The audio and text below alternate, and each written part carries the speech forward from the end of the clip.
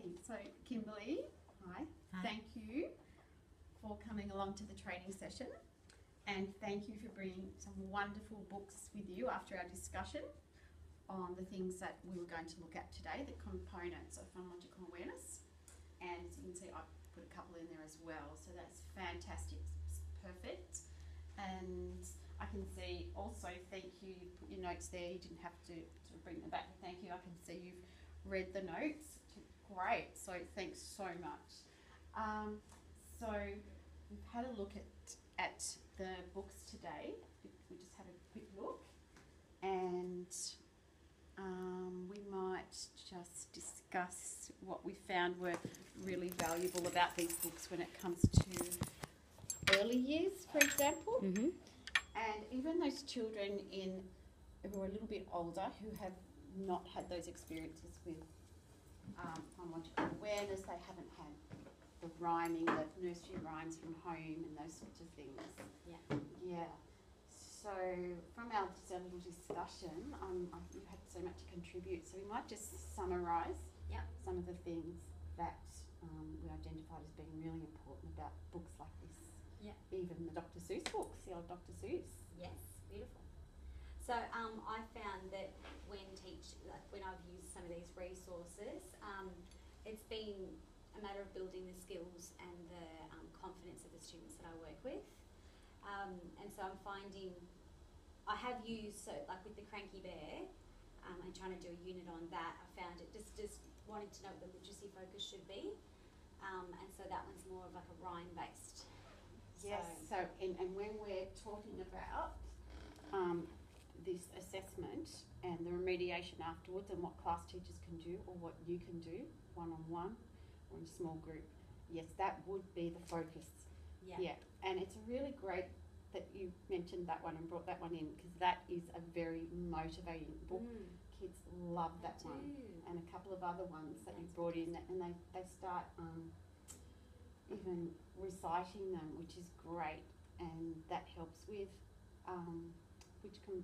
I don't want to put you on the spot. Yes, with the rhyme. So like you might give so with I know that with the phonological understanding, especially the ones in kindy, I find that they don't know any words, they don't know how to read, and so trying to build that confidence.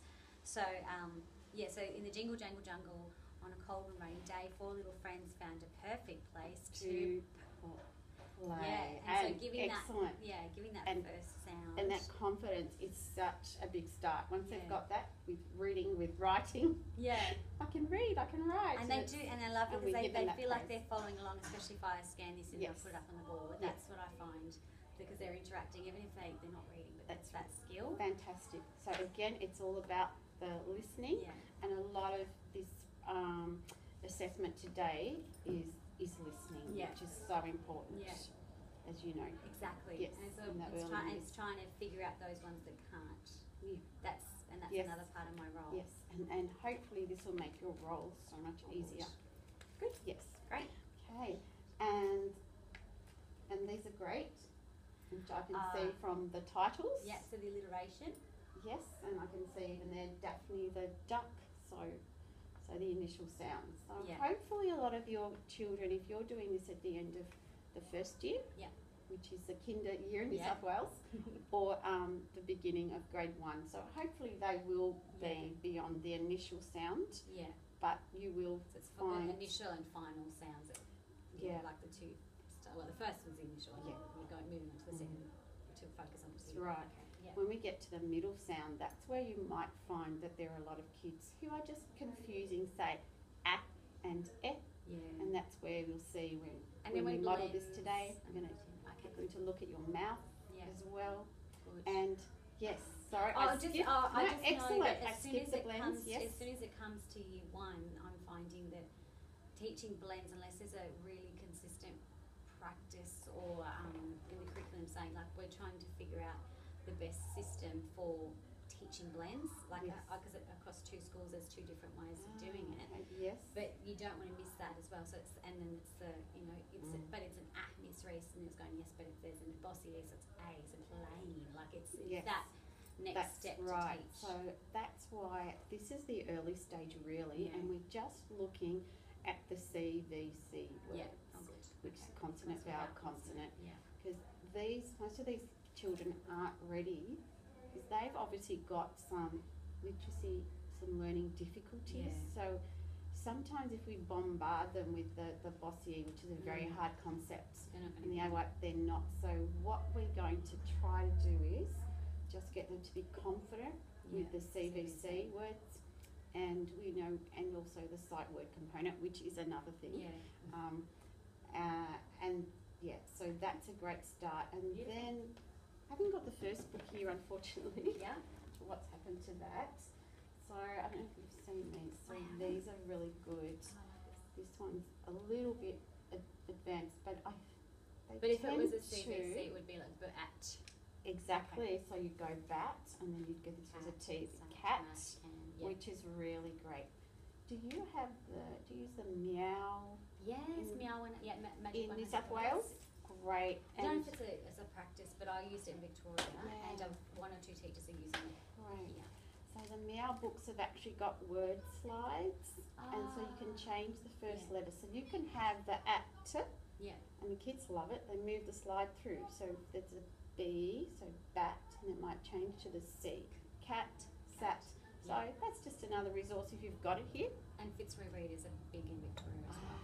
Right, and That's what I've done. with the CVC So words, CVC, fantastic. The fat cat Yep. sat on the mat. And Yeah. it's great to have the things like the Fitzroy readers, which are a little bit stilted, as we know. We could say that about some of the Dr. Seuss in a way, Yeah. but there are good things about the Dr. Seuss. 'Cause, Yeah. kids that have these dyslexic difficulties, if you give them nonsense words to blend, It's more likely. very difficult. Yeah. So the Dr. Seuss is really beneficial with the nonsense words. That's a really good Is it test with because this is if they're reading to Yeah. you. Is it because they're high phonetic? Because the way that he's written things, it's Yes, and it's hard to predict because you know how a lot of people with dyslexia are actually quite intelligent. yeah. So a lot of their reading is due to their prediction, their comprehension. They can just predict as they're reading. Like my son, for example, his spelling was atrocious. He doesn't have dyslexia, but he actually wouldn't really look at the words. But Yeah. because he's quite intelligent, he can just look at the first or just a few letters in the word and predict. Beautiful. So these children with learning difficulties, that's they might be able to read something that they're knowledgeable about quite well. Yeah.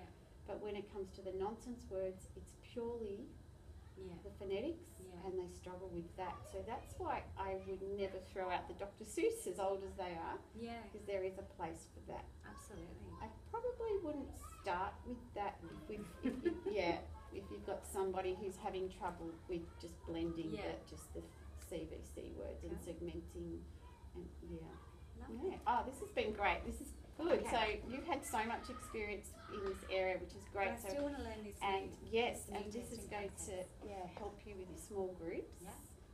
And with the problem that you have with your voice if you Yeah. overuse it. Yeah. I'm sorry, I don't remember what that's Muscle called. tension dysphonia. Okay, No, I'm sorry. just Yes, voice loss. that's yeah. right. Yeah. So this is one-on-one. Yeah. And then you can take small groups, Oh, and we've got a good. remediation program Beautiful. as well. Shall we do it? Yes. Lovely. Thank you.